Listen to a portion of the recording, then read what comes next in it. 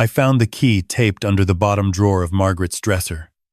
3 weeks after the funeral, 3 weeks after my daughter Emma had been pushing me to sell the house, to move on, to let her handle everything.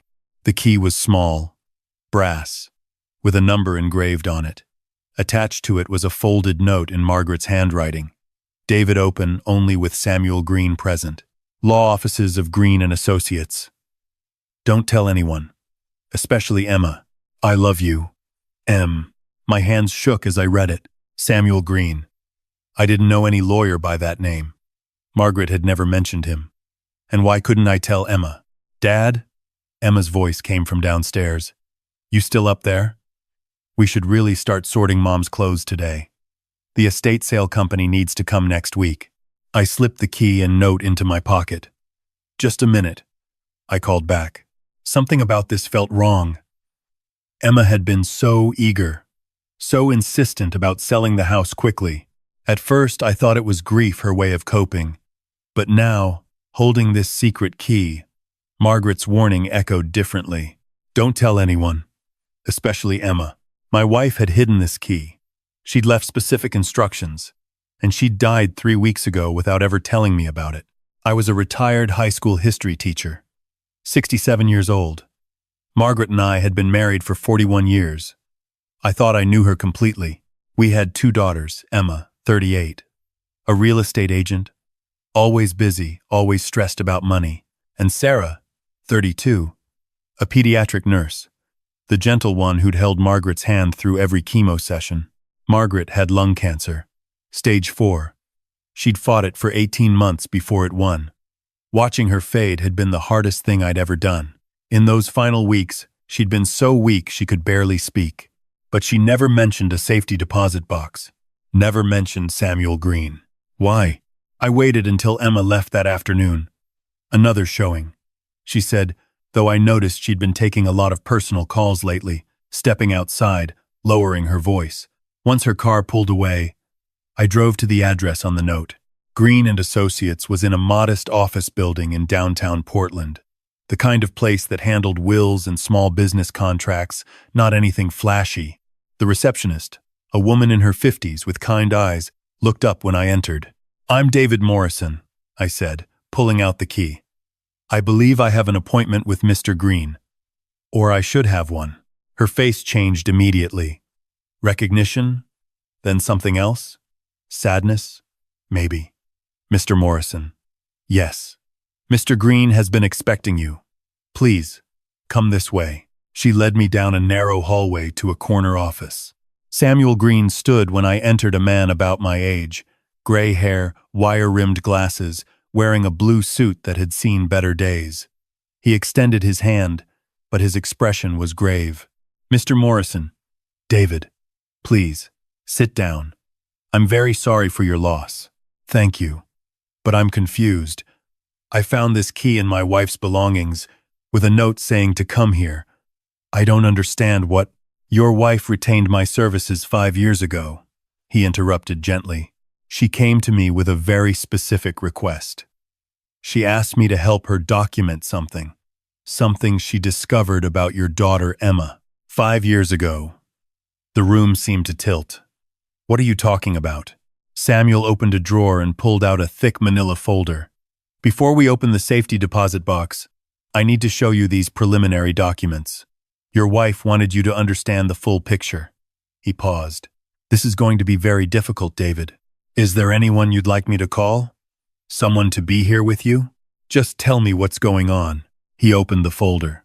Inside were bank statements, legal documents, photocopies of signatures. In January of 2019, your wife Margaret noticed some irregularities in her financial accounts. She was an accountant, as you know, very detail-oriented. She discovered that Emma had been withdrawing money from her accounts using power of attorney. I stared at him. That's impossible. Margaret never gave Emma power of attorney. Samuel slid a document across the desk. This is the power of attorney document filed with 3 different banks and the county recorder's office. Margaret's signature. Notarized. Except Margaret didn't sign it. The signature looked perfect. Exactly like Margaret's neat cursive. I don't understand. If she didn't sign it, then who? Emma forged it, and she had it notarized by someone who didn't verify your wife's identity. Once Emma had this document, she had access to everything. Your wife's savings accounts, her retirement funds, the rental properties Margaret had inherited from her parents. Rental properties? My voice sounded distant, like it belonged to someone else. Margaret sold those years ago. She told me she sold them in 2020 because the tenants were difficult to manage. Samuel's expression grew even more somber.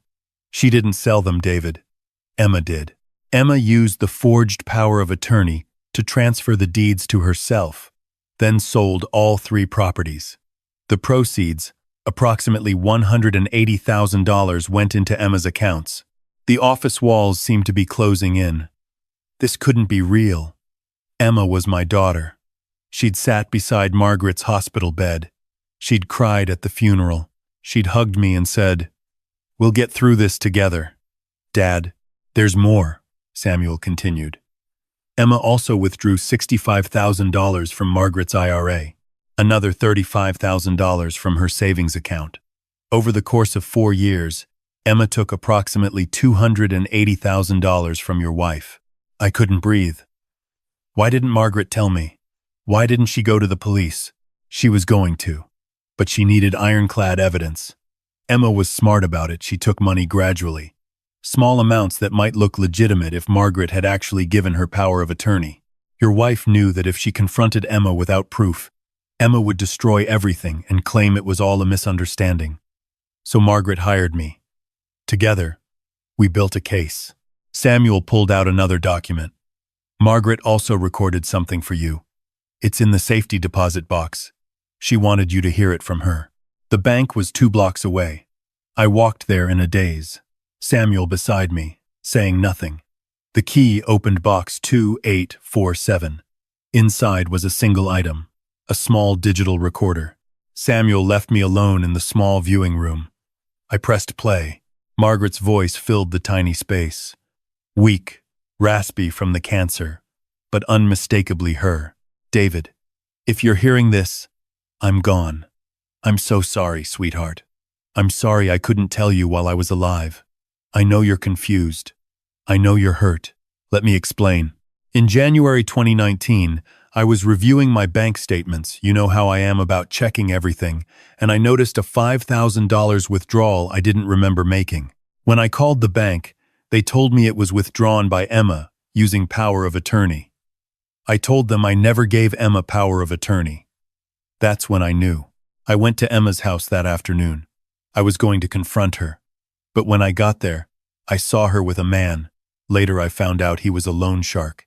She owed him money, David. A lot of money. Gambling debts. She'd been hiding it for years. I realized then that if I confronted her, she'd panic. She'd destroy evidence. She might even hurt herself. So I went to a lawyer instead. Samuel Greene. He helped me document everything. Every withdrawal. Every forged signature. Every property sale. But here's the thing, David. I know you. You're honest to a fault.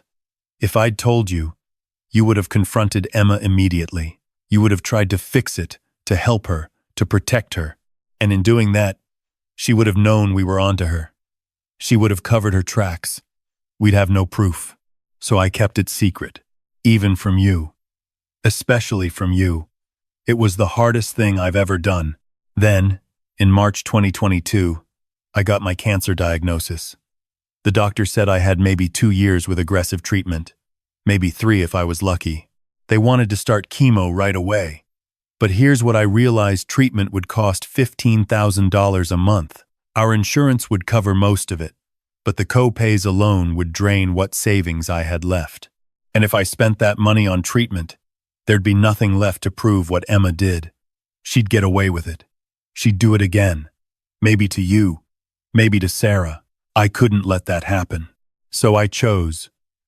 I chose to decline the most aggressive treatment.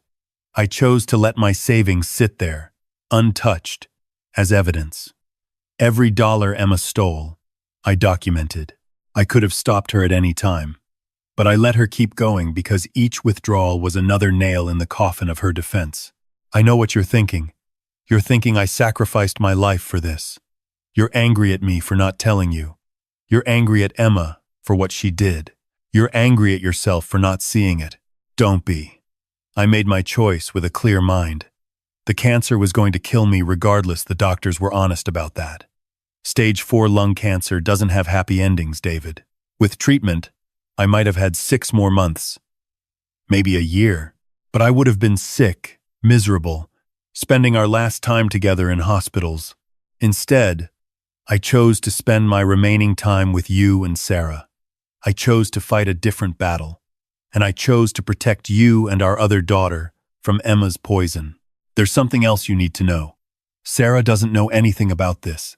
Emma manipulated her. There are documents where Sarah signed as a witness.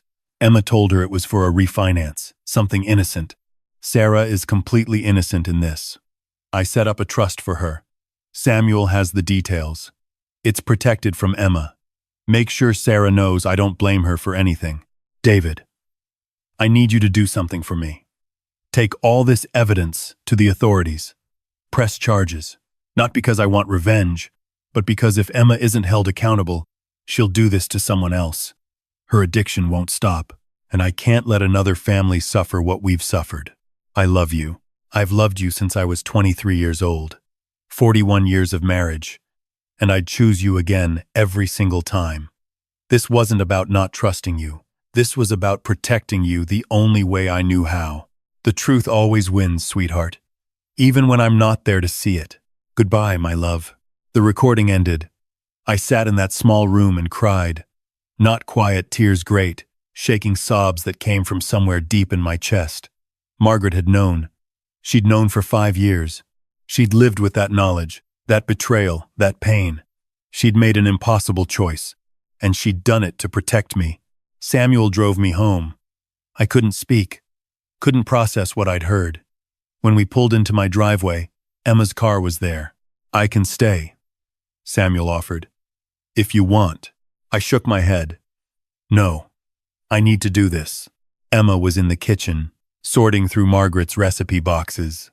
She looked up when I entered, smiling. Dad, you won't believe what I found. Mom's chocolate chip cookie recipe. I thought she'd lost it years ago. We should make these for Sarah's birthday next month. I pulled out the recorder, set it on the kitchen counter between us.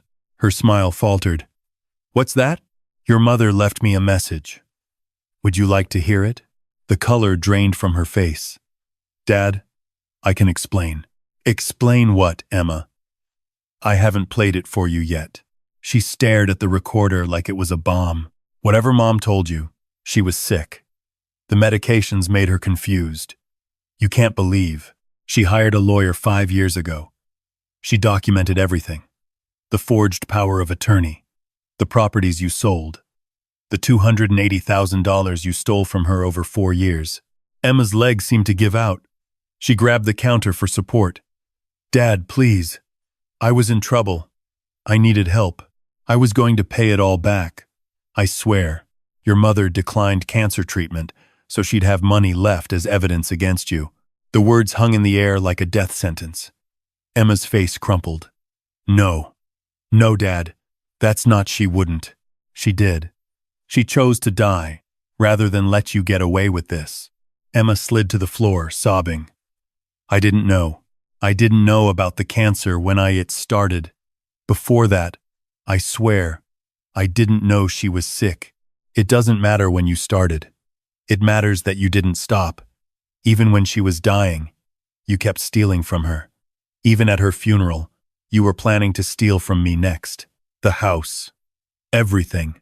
I'm sick, Dad. I have a problem. Gambling. I need help. Please. I'll go to rehab. I'll get treatment. Just please don't. I'm pressing charges. Tomorrow morning. The DA already has copies of everything. Emma looked up at me, mascara running down her face. You're going to send me to prison? I'm your daughter. You were Margaret's daughter too. That didn't stop you. The trial took 8 months. Emma's lawyer tried everything. She was mentally ill. She was addicted. She was a victim of predatory gambling sites. The prosecutor, a woman named Rachel Chen who'd handled elder fraud cases for 15 years, was relentless. The defendant didn't steal once in a moment of weakness, Rachel told the jury. She stole systematically, repeatedly, over 4 years. She forged legal documents. She manipulated her own sister into unknowingly participating, and when her mother was dying of cancer, she continued to steal. That's not addiction. That's predatory behavior. The evidence was overwhelming. Margaret's meticulous documentation left no room for doubt. Bank records, forged signatures. Sarah's tearful testimony that she'd signed papers Emma claimed were for a refinance. The loan shark who testified Emma owed him $90,000. The jury deliberated for 4 hours. Guilty on all counts. Elder fraud, forgery, grand theft. The judge was a woman in her 60s who'd seen too many cases like this. Miss Morrison, you betrayed your mother in the most fundamental way. You stole not just her money, but her peace in her final years. You made her choose between her health and justice. That choice killed her. Do you understand that? Emma, thin and hollow-eyed after months of pretrial detention, nodded. The court sentences you to 5 years in state prison. You will also be required to pay restitution of $280,000 plus interest. You will have no contact with your father or sister. Do you have anything to say? Emma looked at me. Dad, I'm sorry. I'm so sorry. I didn't respond. I couldn't. Sarah sat beside me, holding my hand. She'd been devastated when she learned what Emma had done. I should have seen it, she'd said over and over. I should have known, but Margaret had known. Margaret had seen everything and planned for everything. After the sentencing, Samuel handed me a final envelope. This was in the safety deposit box too. Margaret said to give it to you after the verdict. Inside was a letter in Margaret's handwriting. David, if you're reading this, justice has been served. I knew it would be. I knew you'd do the right thing, even though it hurt. I want you to use whatever money is recovered from Emma to start a foundation. Call it Margaret's Voice. Help other elderly people who are being financially abused by family members. Teach them to document everything. Teach them they're not alone. And David, live. Don't spend the rest of your life grieving me. I had a good life. I had you. I had Sarah. Even the last 18 months, sick as I was, I had purpose. I was fighting for something bigger than myself. Find joy again. For both of us. All my love. Forever. That was 2 years ago. Margaret's Voice has helped 43 people document and prosecute elder financial abuse. Most of the victims are women. Most of the perpetrators are adult children. Every single case breaks my heart and makes me proud at the same time. Sarah and I run it together. She handles the counseling side, helping victims cope with the emotional trauma of family betrayal. I handle the documentation side, teaching people Margaret's techniques for building an ironclad case. Emma is in her 3rd year of prison. She writes me letters sometimes. I don't read them. Sarah does, though. She says Emma's been clean for 2 years. She's taking classes. She says she's sorry. Maybe one day I'll forgive her. Margaret would want that. But forgiveness isn't the same as reconciliation. Emma made her choices. She has to live with them. I still live in the house. I couldn't sell it. Sometimes, late at night, I sit in the bedroom and I can almost feel Margaret there beside me. I talk to her, tell her about the foundation, tell her about the people we've helped, and I thank her for her strength, for her sacrifice, for loving me enough to carry that burden alone. The truth won, Margaret, just like you said it would. Where are you watching from? And have you ever had to choose between family loyalty and doing what's right?